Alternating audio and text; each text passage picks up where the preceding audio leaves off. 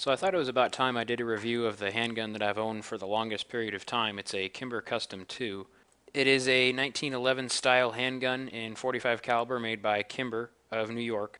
As you can see from this picture, it is not exactly in stock condition. If you are familiar with the way a Custom 2 looks, this is how the pistol looked originally, with the exception of the grips. I changed them out for Hogue grips, which I've since replaced several times. This pistol is essentially Kimber's entry-level model. It's the cheapest Kimber you'll find in most gun stores. It has some of the upgrades that you might want if you had a more GI-style 1911.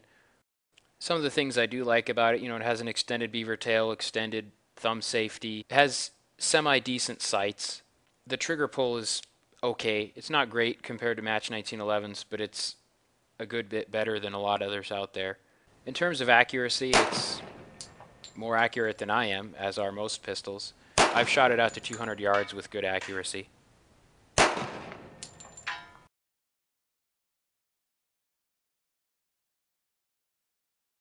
As you can see here, the pistol got pretty sweaty. I was cutting down trees at the time, which is a fairly strenuous activity, and the pistol continually rusted. I was always having problems with rust, and that's for a number of reasons. Number one, my sweat is just pretty corrosive. Number two, the finish on the Kimber is very weak and kind of pitiful. In fact, the barrel itself of this Kimber is not even finished. It's just a carbon steel in the white barrel, which I think is silly. I don't know why they do it. I could speculate, but I can't think of any practical reason. If you have a range toy that you clean every time you pick it up, well, that sounds great. But if you actually use the handgun for more than just, traveling between your safe and the range and back, you'll probably want to figure something else out. I'm not exactly sure of the round count at this point. I have fired it for several thousand rounds at a time without cleaning, lubrication, or malfunctions, which I think is pretty impressive considering what I now know about the pistol. Kimber really cuts a lot of corners when they make handguns, and I was lucky enough to get one that was assembled properly and managed to work very well.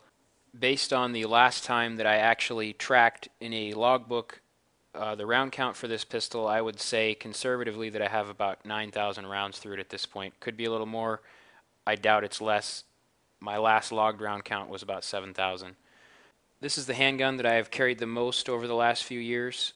I've used it in numerous shooting competitions. I've used it to train new shooters, both with a .22 conversion kit and as is with the .45 caliber cartridges. I've refinished this particular handgun over half a dozen times. I've experimented with a number of different finishes. Currently it has an electroless nickel-plated frame, and the controls, slide, and barrel and so on are all in black Cerakote.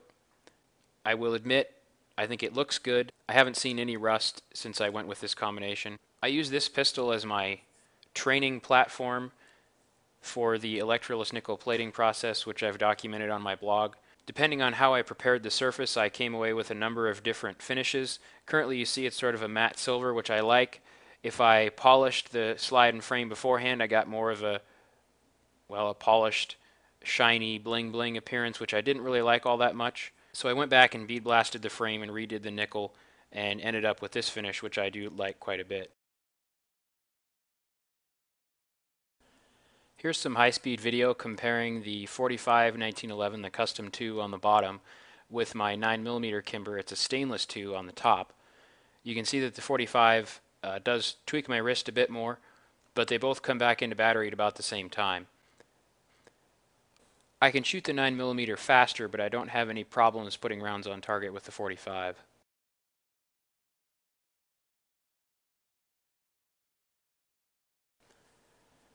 The bottom line is this has been a good, reliable, accurate, dependable handgun for me.